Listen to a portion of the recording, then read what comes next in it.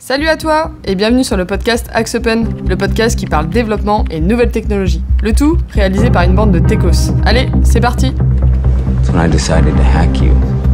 Whoever's in control of the exit nodes is also in control of the traffic, which makes me... Salut à tous et bienvenue dans le 35e épisode du podcast d'Axe Open. Alors aujourd'hui, on se retrouve pour échanger sur la Jamstack. C'est un des gros coups de cœur de Philippe et d'Arthur pour la réalisation des sites web. Jamstack. Alors je vais pas spoiler trop la suite, mais si vous aussi vous êtes des fans de performance, je pense que ce podcast, il devrait vraiment vous faire plaisir. Alors en fait, on va donc vous parler de la Jamstack, on va expliquer ce que c'est, pourquoi on l'utilise et comment est-ce qu'on la met en place dans un projet, notamment avec des outils comme Gatsby, Strapi, le tout pour un max de perf. Pour parler du sujet, j'ai avec moi autour de la table donc Philippe. Bonjour. Arthur. Bonjour. Et on a Louis qui vous fait son apparition aujourd'hui. Salut. Jamstack, on démarre par poser les bases comme d'habitude. Philippe, tu démarres, la Jamstack c'est quoi ? Ah d'accord, ça attaque direct, quoi, ça attaque fort. Quoi. Déjà que l'intro, elle était... Tu nous as dit je vais être à 14h chez moi. Ouais, c'est vrai, il faut que faut y aller. Alors la Jamstack, c'est quoi ? L'idée de la Jamstack, c'est de prendre le meilleur des deux mondes et de fournir des sites rapides, performants, disponibles à travers le monde là-dessus facilement, avec la sécurité, tout qui va bien. Et c'est un petit peu ce que nous, on va considérer comme étant l'avenir de la création de sites web pour 90% des sites qui sont développés aujourd'hui. Mais du coup, c'est quoi le concept que tu as derrière la Jamstack ? Ça fonctionne comment ? Le concept derrière la Jamstack, c'est que vous avez donc une sorte de CMS qu'on va appeler un headless CMS, c'est-à-dire un CMS sans présentation. Donc vous pouvez imaginer ce que vous avez sur un WordPress ou un Drupal, ce genre de choses, pour créer du contenu. Et derrière, vous avez une phase de front qui va être généré, compilé dans une phase de compilation pour, à partir du contenu, appliquer des templates et générer un site, on va dire statique, même si c'est pas complètement statique parce que vous avez tout ce que vous pouvez faire avec du JavaScript, mais quelque chose qui n'est pas dynamique, en tout cas qui ne nécessite pas d'avoir un langage de développement côté serveur ou de base de données, et que derrière vous pouvez le faire mettre à disposition d'Internet dans un bucket S3, dans ce genre de choses, un petit site web facile. Et le gros intérêt, c'est que vous n'avez pas de langage, donc vous n'avez pas d'exécution de langage côté serveur ni de base de données, ce qui fait qu'en termes de performance, c'est blazing fast, comme ils disent à peu près sur tous les frameworks JavaScript actuellement. C'est vrai. Et il y a aussi un autre avantage, c'est pour le référencement, parce qu'en fait, la différence avec par exemple un Angular ou un React, c'est que Angular ou React, c'est le JS qui va créer le HTML, qui va créer le DOM. Et en fait, ça fait que les moteurs de référencement type Google, ils peuvent pas lire le HTML. Et donc alors ils disent qu'ils y arrivent, mais ils le font pas vraiment. Voilà, parce que sinon ce serait trop long, parce qu'il faudrait générer le site en amont. Et du coup, en fait, les sites sont très très mal référencés, puisqu'on n'a pas tout ce qui est balise H1, tout ce qui est métadonnées et tout.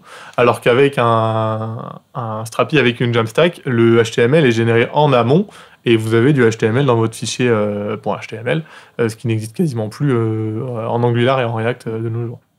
En gros, ça veut dire que sur un WordPress, quand vous tapez une URL dans un navigateur, il va générer la page en prenant les informations de la base de données et vous générez un HTML et vous le renvoyez, ce qui est toujours un petit peu long. Alors même sur Medecache, ce genre de choses, ça reste toujours un petit peu long. Ce que fait un Gatsby ou ce genre de framework-là, c'est qu'en fait, toutes les pages sont pré-générées à l'avance et du coup, il a juste à délivrer un fichier, un fichier statique, ce qui est extrêmement rapide. C'est ça. Mais du coup, il n'y a pas de modification en direct sur votre CMS. C'est-à-dire que sur un WordPress, tu veux modifier le titre de ton article, tu fais éditer, modifier, publier, c'est parti. Alors que sur un Gatsby, sur ton headless CMS, tu fais éditer, modifier, et il n'y a rien. Il faut que tu redéploies tout ton site en entier, ou du moins cette page qui a été modifiée, sur ton gestionnaire type S3, type serveur web. Donc c'est des inconvénients, mais beaucoup d'avantages. Ce que je veux dire, du coup, la grande différence, c'est que finalement, sur un WordPress, quand tu es utilisateur, entre guillemets, final fonctionnel non technique, tu vas pouvoir finalement administrer, aller rajouter du contenu assez simplement sans avoir finalement besoin d'un dev, parce que pour redéployer, j'imagine que... Alors effectivement, sur la force de WordPress, c'était que du coup, on pouvait bidouiller facilement du contenu et le mettre en ligne. La limite de ça, c'est que généralement, comme ils pouvaient modifier le contenu, tu peux facilement casser la mise en page, faire n'importe quoi, avoir un contenu trop long, tu peux pas faire de vérification, tu peux pas faire d'optimisation d'image parce qu'en fait, tu es généré dynamiquement. Là où sur la Jamstack, c'est qu'il y a cette phase de compilation qui permet de régler tous ces problèmes-là, parce que vous avez une phase de compilation, de vérification, de validation de tous les contenus que vous allez pouvoir mettre, au détriment effectivement d'avoir plus la possibilité de le faire en live là-dessus. Mais vu que c'est fait en amont, ça peut prendre le temps qu'il faut. Si ça peut prendre 20 secondes pour optimiser 30 secondes, on s'en fout, entre guillemets, puisque c'est fait en asynchrone, personne ne va être impacté sur le site. Surtout que la vérité des sites web aujourd'hui, pour la grande majorité des clients, c'est qu'ils ne mettent à jour leur site web que quelques fois par mois ou mieux, voire quelques fois par an. Donc en fait, est-ce que c'est bien intéressant d'avoir un super système de modification dynamique de contenu pour quelque chose qui est en fait jamais ou très peu utilisé? Là, finalement, du coup, un WordPress, ça s'adresse plutôt pour les blogs, peut-être, où tu vas avoir vraiment du contenu tous les jours. Même pour les blogs, c'est très discutable maintenant, parce qu'on peut, avec des chaînes d'intégration continue, directement redéployer depuis Strapi à intervalles réguliers, donc depuis Headless CMS très facilement, donc c'est très discutable de savoir s'il faut encore utiliser ce genre de choses. Après, je pense que c'est bien pour quelqu'un qui a vraiment zéro connaissance tech, type un indépendant ou n'importe qui, un artiste. Il fait son blog en CMS ou il fait même son site en CMS, même s'il rajoute jamais de contenu.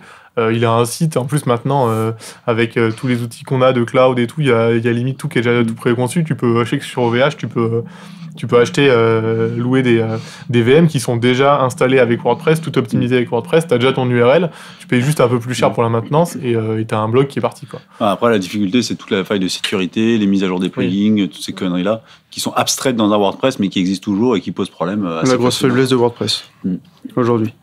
Mais même si on discute de WordPress avec un blog, Jamstack ou Gatsby, ce que j'ai pu voir du coup sur le projet d'AxOpen aujourd'hui, ça a l'air d'être même plus simple et causer moins de problèmes aujourd'hui qu'un WordPress, parce que même dès qu'on édite un post sur WordPress, on se retrouve souvent bloqué, nous, sur nos clients. Des fois, il suffit qu'ils rajoutent un caractère ou des choses comme ça, on est bloqué. Tout, ouais. Après, le vrai problème d'avoir une Jamstack, c'est que vous êtes obligé de passer par une équipe de dev, parce que il faut faire cette partie front. Ça prend pas forcément plus de temps que faire un template sur WordPress, mais il faut quand même le faire, quoi. Donc c'est parce que l'avantage de WordPress finalement, c'est que t'es arrivé, t'as déjà des thèmes qui sont faits, tu sélectionnes ton thème, puis t'as finalement tout qui est déjà monté, et t'as plus qu'à. T'as beaucoup de drag and drop que tu peux pas avoir sur un Gatsby, tout ça. En fait, tu peux faire tout ce que tu fais sur WordPress en Gatsby, mais il faut le faire à la main. Il faut que tes développeurs mettent la main dans le cambouis et le fassent. Tu peux faire un menu administré, tu peux faire tout ce que tu veux administrer, mais il faut le faire. Alors en tant que développeur, c'est sûr que d'avoir la main, c'est vachement mieux, parce que c'est beaucoup plus facile de le développer que sur un WordPress, on est toujours limité par le framework. Après voilà, c'est deux technologies qui sont différentes, qui ont des usages un peu différents. Après aussi aujourd'hui, nous WordPress, l'utilité elle est rare d'utiliser un thème et de faire du drag and drop. C'est souvent on va redévelopper tout le site. On a juste WordPress, c'est ça. On garde juste le côté post et edit de post pour le client, mais au final on redéveloppe tout de A à Z en PHP. C'est ça. Et ça c'est un peu la limite, c'est-à-dire que quand le blog de Madame Michu, WordPress ça fonctionne bien, mais en fait tous les clients ils veulent un thème personnalisé et du coup ça revient à faire le développement. C'est ça. Et au final en tant que dev c'est mortel de développer dans WordPress, c'est hyper pénible. Tu fais que de la bidouille, tu récupères des trucs que t'es pas censé récupérer, tu sais pas ce qui se passe, il y a une mise à jour de plugin, il y a tout qui casse. En plus ça reste du PHP. Non, et puis non, c'est compliqué. Si on édite un plugin, je pense qu'on peut s'arrêter là. Merci pour le podcast. Non, mais si tu viens éditer un plugin, par contre, ça c'est le problème. Tu édites un plugin en tant que développeur, le client sans faire exprès met à jour, ça supprime toutes les modifications que le développeur a fait sur le plugin. Donc si tu sépares ton code, faut vachement bien être vigilant sur la séparation du code et tout. C'est très compliqué. Et si du coup on revient un peu, donc on a pas mal d'arrivées sur WordPress, mais moi je m'attendais. Ça revient un peu sur la Jamstack, tu peux nous faire un petit point historique? Nous vivons tous un moment historique. Ah oui, c'est tard. Pour la création des sites web. Disons, la Jamstack, pourquoi est-ce que ça a été créé? Ça existe depuis longtemps ou... Alors ça n'existe pas depuis très longtemps. C'est pour certains un retour en arrière de ce qui se faisait dans les années 90. L'idée, historiquement, quand on faisait des sites web, on faisait des sites web en statique, donc avec du HTML, du CSS à peine au démarrage. Et après, vous aviez des outils type Dreamweaver, ce genre de choses qui permettaient de faire des sites en statique. Et en fait, les gens se sont rendus compte que c'était assez pénible de devoir systématiquement créer des pages en statique là-dessus. Donc, ils ont inventé tout ce qui tourne autour des WordPress et compagnie, enfin, la dynamisation des sites web avec PHP, ce genre de techno. Ça a fonctionné à fond parce que WordPress aujourd'hui, je sais plus les chiffres, mais c'est genre 70% des sites web dans le monde. Enfin, c'est genre faramineux, quoi. Par contre, ce qui s'est passé, c'est que grosso modo, on s'est rendu compte que c'était lent. En fait, c'est assez lent aujourd'hui. WordPress, ça tient pas bien la charge. C'est coûteux. Il faut avoir un hébergement, une base de données, et puis c'est blindé de failles de sécurité. Non pas forcément le cœur de WordPress, mais la tétrachier de plugins que vous êtes amené à mettre pour faire le moindre truc, quoi. Et sur un WordPress, vous avez 20-30 plugins systématiquement. Au moins bien, je dirais 10 pour être raisonnable, bien 10 plugins. qui sont installés à chaque Ouais, fois et qui on met plus ou moins à jour. C'est ça. Ouais. Au bout d'une semaine, ils sont plus à jour. Et comme depuis assez peu de temps, il y a eu la partie encore mobile qui a encore à demander des performances supplémentaires, on s'est rendu compte que c'était très compliqué d'accéder à des perfs raisonnables avec un WordPress. Objectivement, c'est compliqué d'avoir une page qui s'affiche en moins d'une seconde avec WordPress. Même si vous déployez beaucoup d'inventivité, de tâches, tout ça, c'est quand même une frontière qui est dure à battre là-dessus. Là où donc sont venues l'idée de dire en fait les sites ils vous évoluent pas, autant le générer en statique. Et c'est là où on a inventé tout ce qui tournait autour de la Jamstack là-dessus. Et en plus, on a eu des nouvelles solutions d'hébergement qui n'existaient pas dans les années précédentes, qui sont tout ce qui est des buckets S3, ce genre de choses, ou des CloudFront ou des CDN. On peut avoir des hébergements à quelques euros par mois qui sont entièrement sécurisés puisque vous n'avez pas besoin d'avoir de langage qui s'exécute, pas besoin de traitement serveur.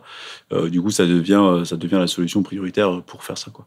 Et avec du coup des systèmes comme Gatsby ou des Jamstack, on peut descendre, comme la page est générée en amont, on peut descendre sous la barre des 50 millisecondes pour afficher une page, ce qui est de loin le Graal absolu là-dessus. C'est ça finalement le principal avantage à utiliser la Jamstack, c'est le côté vraiment performance, sécurité. Ouais, moi les deux principaux c'est la perf et la sécurité, parce que du coup vous avez plus de serveur qui peut être une faille de sécurité, vous n'en avez plus, quoi. Et le troisième point, c'est que comme vous avez cette phase de compilation à partir du contenu, vous pouvez mettre en place toute une stratégie de test, d'environnement, de staging, tout ce qu'on peut faire avec des pipelines là-dessus. Ce qui est plus compliqué à faire avec des WordPress, parce que c'est compliqué de monter l'environnement de WordPress d'un serveur de recettes à prod. Ouais. C'est assez pénible à faire, là où c'est vraiment industrialisé pour ça. Pour revenir un petit peu sur les performances et notamment la montée en charge, c'est aussi beaucoup plus simple sur une Jamstack, puisque quand vous avez un WordPress avec un serveur web, si vous avez 10 personnes sur le site, ça va. Si vous avez 100 personnes sur le site, ça va. Mais si vous avez 10 000 personnes sur le site, il faut que les 10 000 personnes elles se fassent générer leur page par le serveur. Tandis que sur une Jamstack, vous avez juste un dossier globalement qui est en amont qui est disponible sur le web, et c'est tout. Donc vous avez globalement zéro problème de montée de performance, et en plus avec tout ce qui est CDN, que ce soit des clouds Amazon ou Azure, c'est dupliqué un nombre de fois pas infini, mais c'est dupliqué plein de fois dans le monde. Vous en avez dans le monde entier. Si quelqu'un veut y aller depuis le fin fond de l'Asie, normalement il s'est dupliqué sur un serveur en Asie, donc il mettra aussi peu de temps que s'il le récupère depuis la France, ce qui n'est pas le cas sur un serveur PHP. Ouais, parce que dès que vous avez un serveur PHP qui exécute un traitement, généralement il est localisé dans un des pays, voilà, dans un des data centers, et tous les autres pays, ils rament un peu pour y accéder, quoi. C'est ça. Alors quand vous êtes en France et que vous êtes globalement sur des serveurs européens, ça se passe bien, mais si vous voulez y accéder aux États-Unis, ça doit traverser l'Atlantique, et c'est très très lent, quoi. Alors que si vous avez la possibilité d'avoir un CDN avec un site statique, il va être répliqué sur des data centers du fournisseur de cloud sur chacun des continents. Ce qui est quand même vachement mieux. Ouais. Et après, nous, ça dépend des convictions du projet, mais nous, on n'a pas forcément conviction à être lu dans le monde entier, mais ça peut être aussi... Si, Arthur, on a des grandes ambitions. Welcome for the next podcast. On va le faire en chinois, mais ça va être compliqué. Va falloir taffer, Philippe, là. Si du coup on parle un peu plus détail un peu technique de la Jamstack, donc vous avez dit finalement pour la Jamstack, pour que ça fonctionne, il y a deux parties, il y a la partie générateur de site et la partie gestionnaire de contenu. Aujourd'hui il existe plusieurs générateurs de sites différents, plusieurs gestionnaires de contenu. Alors, on va parler de Gatsby et Strapi après, mais... Oui, alors il existe. Vous avez besoin à minima de deux, vous avez besoin, je veux dire, presque de 3 choses pour arriver à faire un site comme ça. Vous avez besoin d'un headless CMS, donc c'est comme un WordPress, mais sur lequel on a viré la partie affichage. Donc il y en a plein. Vous avez des solutions open source comme Strapi, celui qu'on a choisi pour nous, mais vous en avez plein d'autres. Là, l'objectif de cette brique-là, c'est juste de pouvoir éditer du contenu plus ou moins facilement et de structurer votre contenu. D'accord ? Donc ça, la cible de ces logiciels-là, c'est le service marketing, c'est ceux qui créent le contenu sur le site web. D'accord ? Donc eux, ils ont ça. Vous en avez plein qui existent en SAS, donc en SaaS, de type Contentful, ou il y en a plein d'autres, je les ai pas tous, Ghost, il y en a plein. L'idée, c'est l'édition du contenu. À partir de ça, tous ces systèmes-là proposent une API qui expose le contenu vers l'extérieur, et du coup, vous avez la deuxième partie qui est ce qui va permettre de générer le front. Donc là, c'est vraiment, on a choisi Gatsby, qui permet d'appeler l'API et de générer avec les templates les pages du site web. D'accord. Là, vous en avez autant que le bon Dieu peut en bénir. C'est un peu la foire en ce moment parce que comme toutes les nouvelles technos, il y a 50 000 frameworks qui se lancent en parallèle. Tout le monde s'est mis. En plus, vu que c'est sur des technos de base JS, donc vous en avez 40 en Angular, 40 en React, 40 en Vue.js. En Go aussi. Il y en a en tout. En Go, il y en a en Rust. Je suis sûr qu'il y en a même en PHP, en Java. j'imagine qu'il doit y avoir tout ce qui existe, puisque de toute façon, son seul but, c'est de créer des pages HTML. Donc ça peut être fait en tout et n'importe quoi. Mais il y en a pareil, je sais pas, sur la page jamstack.com, il y en a une centaine, je pense. Enfin, c'est ça. Et après, vous avez besoin d'un système de distribution du contenu, donc un hébergement et une chaîne de CI/CD, donc d'intégration continue de déploiement pour aller mettre ça sur votre serveur. Okay. En gros, avec ça, vous êtes capable d'avoir un site web disponible sur Internet assez facilement. Okay. Et du coup, nous, on le disait là, on est en train de refaire le site d'Xopen, donc avec la Jamstack. Vous avez utilisé du coup Gatsby et Strapi pour le faire. Il y a une raison particulière ou... Alors, historiquement, on avait déjà fait le blog en Jamstack puisqu'on l'avait fait en Hugo. Oui, c'est vrai, on en avait parlé dans un... On l'avait fait en Hugo, qui était pas mal, mais qui est basé sur le Go et qui est un langage... voilà, qui est lourd et incompréhensible. Et là, quand on a voulu refaire le site web, on a voulu se mettre un vrai gestionnaire de contenu pour le faire. Alors on a choisi Strapi parce que déjà en plus c'est un truc français. C'est un open source qu'on peut installer sur notre propre serveur et qui correspondait à ce qu'on veut faire. Et nous, on a un usage qui est assez simple, si je puis dire, sur la gestion de contenu. Donc, on a choisi ça. Pour la partie front, notre ami Arthur, ici présent, voulait absolument faire du React. Est-ce que vous connaissez React.js?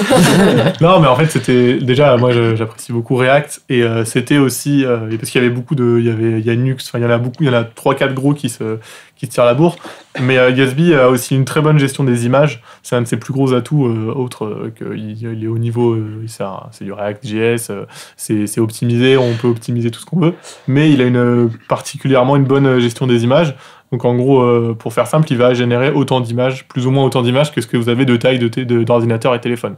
Donc si vous avez une image, je dis n'importe quoi, vous mettez une image en 4K, elle va être générée au moment de la génération en 4K, en 2K, en HD, en 720p, en toutes les résolutions. Et si vous ouvrez votre site avec un écran 4K, il va vous charger l'image en 4K. Et si vous ouvrez votre site avec un téléphone nul, il va vous charger l'image nulle. Et ça, il s'adapte. Ouais, et ça peut paraître bête comme fonctionnalité, mais quand on voit sur un WordPress, généralement c'est le service marketing qui upload des images. Et eux, ils s'en foutent, ils n'ont pas la notion de ça. Ils vous mettent des images de plusieurs mégas et c'est assez compliqué avec WordPress d'optimiser ça proprement. Complètement. Là, c'est en amont, il découpe, il se et en débrouille. amont, c'est vraiment, voilà, ça régale. Et en plus, voilà, ça régale. Et en plus, on est en React. Strapi est aussi en React pour son côté admin. Donc, on a une espèce d'harmonisation au niveau des. Après, c'est si vous faites des modifications du code source. Nous, on en a fait pour faciliter justement le déploiement pour le côté marketing. Du coup, c'est en React.js, donc ça va bien avec le front. Et aussi, il y a beaucoup de plugins. Je sais qu'avec Philippe, dès qu'on cherchait un truc d'optimisation, on tape n'importe quoi. CSS, Gatsby, on a 4 plugins qui viennent nous exactement répondre aux besoins qu'on avait. Par exemple, le CSS, c'est un sujet intéressant. C'est qu'on a tous tendance à mettre un Bootstrap ou une librairie CSS quelconque sur notre site web. Et ça charge généralement plusieurs centaines de kilooctets de CSS côté navigateur. Et en fait, on n'utilise même pas 10% de ça. Dans Gatsby, comme vous avez une phase de compilation, il peut résoudre l'intégralité des CSS de l'application et supprimer toutes les classes CSS que vous n'utilisez pas. Donc ça, c'est royal. C'est-à-dire que vous avez, par exemple, vous utilisez Bootstrap ou Material ou ce que vous voulez, vous le déployez au moment de la compilation, il va épurer de Bootstrap toutes les classes que vous n'utilisez pas pour vous faire juste un CSS qui correspond exactement à ce que vous avez utilisé. C'est ça. Et ça, c'est... Donc on n'a aucun contenu non utilisé. Et en plus, le développeur peut quand même faire ce qu'il veut. Il peut quand même utiliser, s'il veut utiliser 45 classes Bootstrap, il peut. S'il veut utiliser un peu de Bootstrap, un peu de matériel, un peu de tout ce qu'on veut, il n'y a pas de souci, vu qu'après, ça va être compressé et qu'on n'aura pas tout le superflu. Et quel conseil vous pourriez donner à quelqu'un qui a envie de se lancer dans un projet avec la Jamstack? Ça se passe comment en fait? C'est quoi les grandes étapes une fois qu'on a choisi du coup le headless CMS qu'on voulait mettre? Ouais, alors effectivement, il faut choisir son headless CMS. Ouais. Objectivement, c'est une question d'ergonomie parce qu'ils font tous la même chose. Après, généralement, vous vous interconnectez avec Headless CMS plutôt en GraphQL ou sur une API quelconque. Et après, c'est plutôt dans la partie front que se passe 90% du projet. Donc, il faut choisir une techno que vous maîtrisez, ou vous avez envie de maîtriser, type React ou Angular ou peu importe. Donc là, c'est vraiment ça, c'est vraiment le choix au choix du développeur, quoi. Après, je pense qu'il y a aussi une grosse phase en amont où, en fait, vous créez vos objets sur le Headless CMS qui vont ensuite être administrés par l'équipe marketing. Et donc, je pense qu'il faut faire des ateliers pour voir quel objet vous avez besoin, puisqu'en fait, ça va être... c'est ce qui va déterminer les développements front. Donc, si j'ai n'importe quoi, vous avez besoin d'un objet article, il faut savoir ce que vous mettez dans cet objet article, puisqu'après, c'est ce qui va être créé par la personne qui s'occupe du contenu, et c'est ce qui va être généré par le Gatsby. Donc, vous devez savoir où vous mettez votre titre, où vous mettez votre nom, est-ce que vous avez du contenu, comment il s'appelle, etc. Ça, c'est quelque chose que je pense qu'il n'y avait pas dans les WordPress, vu que c'était fait à la main, si le service marketing voulait rajouter un titre et le mettre où il voulait, il pouvait le faire. Là, c'est plus possible, il faut passer par son développeur, il faut dire je veux rajouter ce titre ici, il faut qu'il aille modifier le code. Donc je pense qu'il y a... Ce qui demande une phase en amont du projet qui est beaucoup plus importante. Qui est beaucoup plus importante que sur WordPress. Il faut vraiment être clair sur ce qu'on veut. Plus structurer le contenu. Ouais, mais d'ailleurs, on peut le dire sur WordPress, il faut structurer le contenu avec les ACF et ce genre de choses. Au final, c'est à peu près pareil. Dès qu'on veut rajouter un champ, il faut aller le variabiliser dans le fichier PHP. Donc c'est à peu près la même chose. D'accord. Mais c'est vrai qu'avec ACF et tout, tu peux le faire direct. Enfin, WordPress, je pense que tu as plus de liberté si t'es pas technique. Par contre, effectivement, t'as besoin de ton dev pour la Jamstack. Après, ça permet aussi d'avoir un projet qui est toujours un peu propre, on va dire, si vous avez un dev qui suit, plutôt que faire un peu n'importe quoi, bidouiller sur son WordPress, rajouter, on a vu un code de JavaScript, on va le mettre dans son WordPress pour mettre un petit bouton, une animation, on s'est dit, c'est trop bien, et puis en fait, ça injecte 45 scripts, ça rajoute 45 kilos de temps de chargement. Donc je pense que ça permet aussi de garder une structuration du projet. Ouais, puis le gros intérêt aussi de la Jamstack de décorréler complètement la partie headless de la partie front, c'est qu'aujourd'hui, un site web, ça a une durée de vie de 5 ans, 6 ans, je ne sais pas bien plus. Donc là, vous avez votre contenu qui est toujours propre dans un truc bien balisé, une bonne base de données, et puis après, vous pouvez jeter la partie front et la redévelopper pour vous adapter au nouveau template de votre site web. Donc ça, c'est plutôt agréable. Ce côté maintenance, évolution, etc. Comment ça se passe ? Il y a des mises à jour du coup de Gatsby, Strapi, etc. Évidemment, toutes ces technos font des mises à jour, mais le site web tel que vous l'avez généré, lui, il est statique. Donc en gros, vous n'avez pas besoin de le mettre à jour, jamais. Si vous voulez générer un site une fois et jamais le mettre à jour, vous n'avez pas de faille de sécurité non plus. Okay, Par contre, si vous voulez mettre à jour votre site web, il faut mieux suivre les mises à jour comme un projet classique. Okay. Et côté, du coup, tu parlais tout à l'heure de tout ce qui est du coup intégration continue. Vous utilisez quoi pour Nous, on utilise GitLab. Ouais. Donc notre projet, les deux projets sont sur Git. Et en fait, on a créé un pipeline GitLab qui va tout simplement lancer les commandes de build du projet et ensuite les envoyer sur un serveur Amazon, AWS. Et du coup, ce qu'on a fait aussi pour faciliter, parce que normalement, il fallait passer par l'interface GitLab, lancer une pipeline. Et donc, pour faciliter le travail, pour faciliter la mise à jour du contenu, on a mis à jour le Strapi. Donc, vu que c'est du open source, on a juste à ouvrir le projet et mettre à jour. On a mis à jour le Strapi pour qu'il y ait des boutons de déploiement qui soient directement disponibles sur l'interface d'administration, qui vont appeler, grâce à l'API GitLab, tout simplement la pipeline GitLab, et donc qui va tout déployer de A à Z. Donc là, on a complètement abstrait la partie déploiement pour le service marketing, pour que ce soit fait comme on veut, et vu que pareil, c'est nous qui avons fait le code, on fait comme on veut. Si on va rajouter des variables ou quoi que ce soit, il n'y a pas de souci. Et en tant que développeur, on aime bien faire quand on veut. Exactement. Et ça, c'est bien, on choisit ce qu'on veut. Et en plus, la partie, juste pour revenir sur Strapi, la partie customisation est très simple, puisqu'en fait, il va automatiquement réécrire les fichiers que vous mettez dans un dossier qui s'appelle Customize. En fait, il va automatiquement réécrire le fichier, donc même si vous voulez modifier un fichier qui est au fin fond des sources de Strapi, vous avez juste à trouver le bon nom, réécrire votre fichier, et il va automatiquement le remplacer quand vous allez déployer votre Strapi. Donc c'est très simple aussi de custo Strapi. Là, j'allais dire, en termes de difficulté, c'est comment ça ? Enfin, vous allez me dire c'est simple. Je suis pas très mauvaise personne. En fait, c'est du HTML, CSS, il n'y a pas de gestion d'état, il n'y a pas de gestion de tout ce que vous voulez, c'est du HTML, CSS. Vous pouvez faire du React, si nous on a fait une gestion de filtres pour avoir des filtres, notamment pour un tableau, etc. Ça, vous pouvez le faire, mais vous devez le faire en JS ou en React. Mais sinon, c'est du HTML, du CSS, des media queries. Donc, Et j'allais dire, pour toutes les donc là, on est sur un site statique, donc tout ce qui est question des formulaires, de contacts, ce genre de choses, vous faites comment ? Alors effectivement, là, c'est presque la plus grosse difficulté quand vous faites un site statique, c'est que vous n'avez pas la capacité de traiter des formulaires, donc des types le formulaire de contact ou le formulaire de demande de devis ou le formulaire de recrutement. Vous n'êtes pas capable de le générer, vous n'avez pas de serveur pour le traiter. Donc là, il y a plusieurs niveaux de solutions. En fait, ce qui se passe, c'est qu'aujourd'hui, de plus en plus, les entreprises ont des CRM, donc des outils de la relation client, qui, eux, proposent généralement soit de mettre des iframes sur votre site, soit d'avoir une API que vous pouvez appeler directement de votre site web. D'accord. Donc nous, c'est ce qu'on a retenu pour nous, c'est que grosso modo, on a un formulaire qui est un formulaire tout à fait classique avec un form qui va poster sur notre CRM les demandes de contact. Alors il y a un petit subterfuge au milieu parce que vu qu'on gère des tokens de sécurité, on peut pas passer par le front puisque sinon ce serait pas sécurisé, n'importe qui pourrait voler le token. Donc on fait un appel AWS a une Lambda, donc c'est globalement un service serverless qui va lui tient le token, le secret de l'API, c'est quoi déjà, c'est Pipedrive, et qui ensuite va appeler l'API Pipedrive pour envoyer le formulaire de contact directement dans Pipedrive. Donc oui, il vous faut un peu de traitement serveur pour recevoir les formulaires, mais généralement, dans une entreprise un peu constituée, vous avez des outils qui sont des réceptacles à ça et qui sont faire que ça, donc vous avez la capacité d'envoyer les informations au bon endroit. D'accord. Et là, on essaie un peu donc la Jamstack et tout, ça fait déjà quelques temps que vous bossez dessus.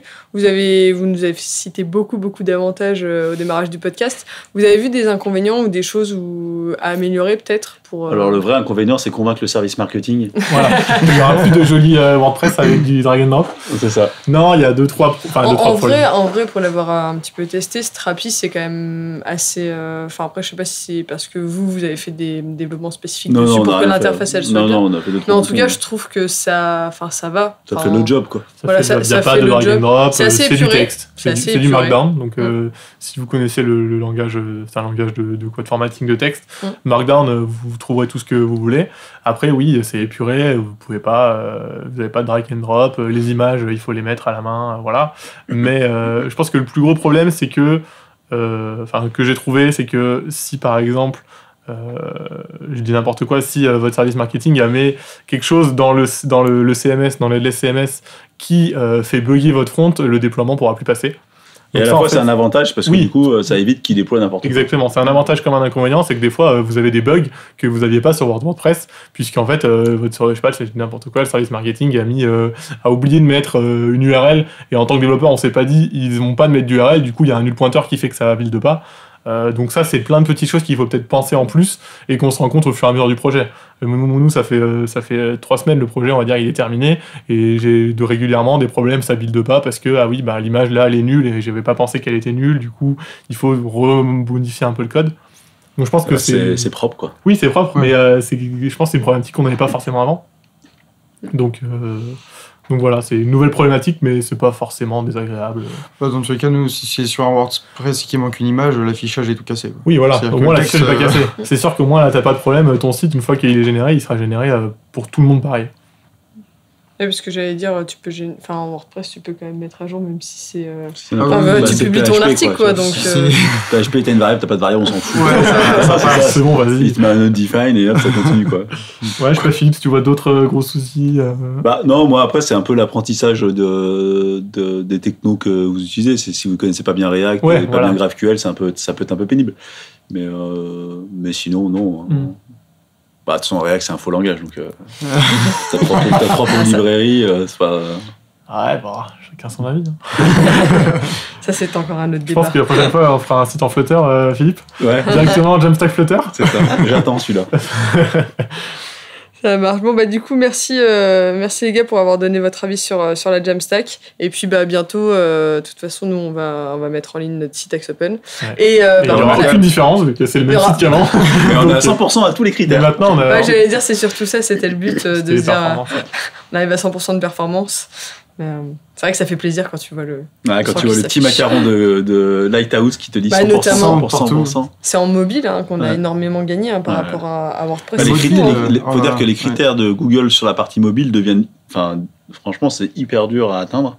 Et avec un WordPress, c'est franchement injouable. C'est très compliqué. Ouais, moi, je vois les performances, on essaie de gratter sur du desktop, on arrive à toucher des 80% en WordPress, ce qui est déjà pas mal. En mobile, on passe en version mobile, on tombe à 56. Ouais, c'est ça. Donc ça fait une grosse différence. Ça, c'est énorme. Non, c'est fou. Mais vous savez d'où ça vient? C'est parce que leurs critères sont vraiment... ils ont des critères de fou. C'est-à-dire que si votre site il répond en plus de 400 millisecondes, déjà, c'est déjà mort.